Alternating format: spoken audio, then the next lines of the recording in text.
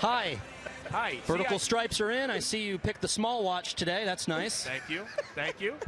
Hey, how about a little credit? You've been ripping me all year. You're right. Listen, I have been ripping them because, hey, my friend Brian, and he bought me dinner in San Fran. He's a great guy. I got all these stories, woohoo! Where's he at, Chris? Well, we're going to have him on, Okay, well, we're in July. Today, I give you credit, Mr. Stripes. Way to come through. The beard is here. Well, really, it's all you. It's not as much me as it's Mostly me, a little bit of you, but back to me. Okay. Real quick, can you explain the story that I just kind of tried to explain to the viewers?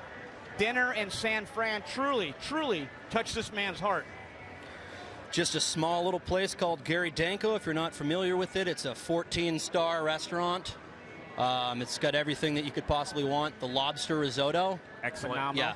Yeah. It's excellent. If there was another word for excellent, and I can't think of it, a little better than that. All right, sorry. I'm not nearly as smart as you. I thought it was just a duty of mine. It was pay this man's dinner. It was so appreciated. Without telling you, though, right? Without telling me. Envelope shows up at the end of the night. That's pro. That's pro. Envelope said, "You're welcome." In my life. And it was Did you have dessert? Yeah. Me? Look at this. If it was free, yes. Can barely notice. We got to go there. Got to go you there. Still have to work out. Remember that bet? Oh, yes. Yeah. I have to do a Brian Fill Wilson. us in. I lost last year. He's from the New England area. So last year in 2010, when his Celtics beat my Cavs. Can you say that again? Sneaky jacked. Or you want me or you? Actually, you second. Okay. Celtics? Yes, your beloved Celtics beat my Cavs in the 2010 playoffs. My turn. And back to you. Sneaky jacked, by the way. Didn't realize that pitchers are like that. Wow. It just happened overnight. And hot. Okay, here's what happened. I lost the bet. I have to do a Brian Wilson workout for 60 minutes. What are the odds that I'm still alive at the end of it? Apparently, on my show, I eat donuts and do the belly roll. I guess. Fact? That one I can't answer. I will tackle you right now. All right, you know what? You know what's amazing is that you started growing the beard, I think, late last July, correct? I believe we're at our 1-year anniversary. Okay. Really? Yeah. I think that there is a section of America that has no idea what you look like without the facial hair. Do you think that's right? I think that's right. I think it's in between a Roman deity and a demigod. Look at this young blood. Baseball America prospect. Brian Wilson. Awesome. Pants couldn't be any tighter. Gorgeous eyes, by the way. Am I making you uncomfortable Smooth delivery? Yet? Not yet. All right. Emerald blue. Don't dive in too deep. When you see the clean-shaven Brian Wilson, what do we see? I flip him off. I said, "Who are you?" No. It's just, it's one of those things. I said, "Hey, guys, I'm growing something weird. Let it happen. If we lose, I'll shave it." We didn't lose. Unbelievable you stayed with it. I mean, you go through, people get through those things, and also they get itchy stage, guys growing like, it's too itchy, I had to shave it. That's I didn't think it was possible to wake up with morning beard. Just morning beard. Just everywhere. It looks like a spider's nest. It's really weird at times, but hey, whatever. The love of the game. How long does it go? 20, 30 years. How pro would that be? Seriously. Seriously? 20 years you and I are hanging out somewhere on a beach. And it's the new fighting necklace. It turns into a braid balance necklace. That'd be down to the quad area.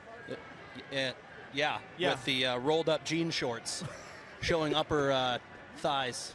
You have inspired millions of people to go out. I mean, there's old ladies with the fake beards in San Francisco. It could be real. You met my 5-year-old son, Braden. One of my favorites right here. Can we pull that up by any chance? Yeah, there he is. 5-year-old son, Mr. Rose, Braden Rose. Gorgeous. I don't know. That was probably the best.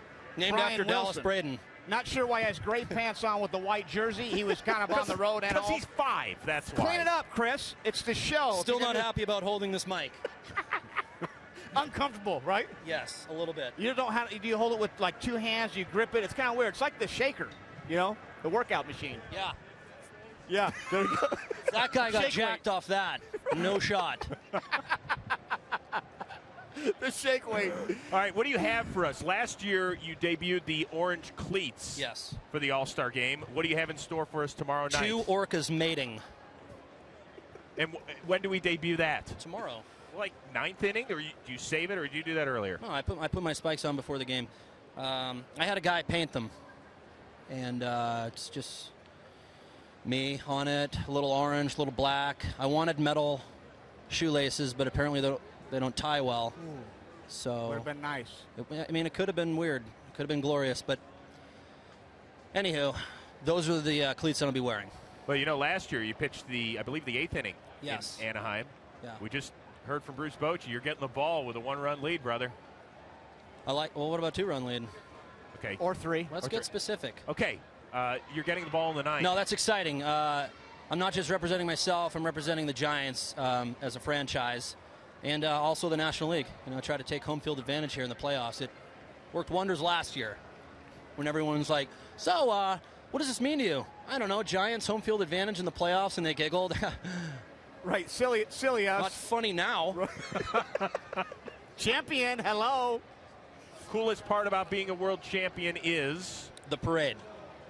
You're an absolute rock star. And we were on trolleys. I was jumping. I couldn't have given any more fist pumps. At one point, I jumped on this truck where they had a barricade fence, and I was just on crowd control. Ah! And then the fence came down. Immediate panic.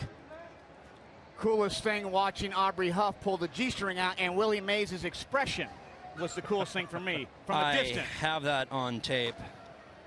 And then also the Governator mentioning the machine. The machine, right. Well played, I might add. And the mayor stepping down and saying that I could take over, and I think I do a nice job. Yes, you do. How would Brian Wilson be as a politician? It'd be a difficult job, but I think the city needs reinforcement, and I'm that man. Oh, man. We had a little fun. Listen, as closers... The thumbs up mic hold? That's good. Yeah. I like that one right there. It's positive. That's like the singer in American Idol guy. You've told me before that you don't like to fail, but you understand it's part of your job as a closer. Yes. When things don't go your way and you have Are a little blow up... segueing into something? I'm just... Okay. You know what? I thought it was good for you to do what you did in Detroit. Don't you?